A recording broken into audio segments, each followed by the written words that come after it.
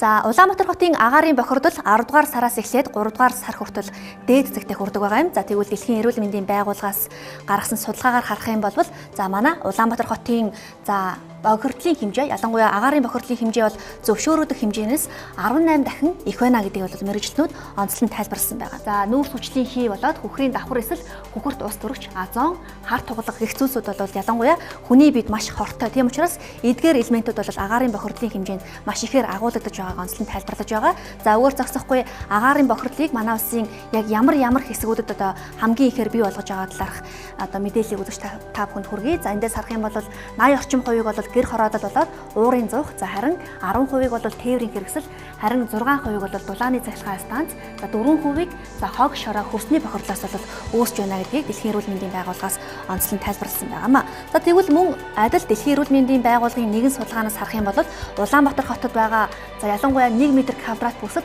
279 микрограмм тийм одоо хорт утаа байна гэдгийг бол онцлон тайлбарлаж байгаа. За харин үүнийг Америк нэгдсэн улстай харьцуулан тайлбарлах юм бол за Америк нэгдсэн улсад 1 м² бүсэд бол 18 г хорт утаа байна гэдгийг Дэлхийн эрүүл мэндийн байгууллагаас онцлон дурдсан байгаа.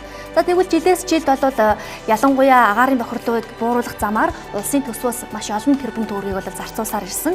За ялангуяа эндээс харах юм бол 2013 онд бол 95 тэрбум төгрөгийг бол агаарын бохирдлыг бууруулах зорилгоор за энэхүү төгрөгийг зарцуулсан байгаа. За ялангуяа тухайн үед за агаарын бохирдлыг 40 орчим хувиар бууруулна гэсэн ийм зорилгыг дэвшүүлэн ажиллаж байсан. Харин үүний дараагаар 2014-өөс 2015 онуудад бол 20 тэрбум төгрөгийг мөн л адил агаарын бохирдлыг бууруулах зарчмаар ажилласан байгаа юм. За харин өнөөдрийн байдлаар 2015 он буюу 2 жил өнгөрөөд байгаа. Гэсэн хэдий ч агаарын бохирдол яг л бахиадгаараа байгаа ийм нөхцөл байдал үүснэгийг үзэж та бүхэн надаар хэлэлцэхгүй мэдэж байгаа. За тэгвэл сүүлийн 20 жилийн хугацаанд бол бараг агаарын бохирдлыг бууруулах зорилгоор бол бараг 100 гаруй тэрбум төгрөгийг бол улсын төсвөөс зарцуулсан гэсэн ийм тоо баримтыг үзэж та бүхэнд дурдж байна.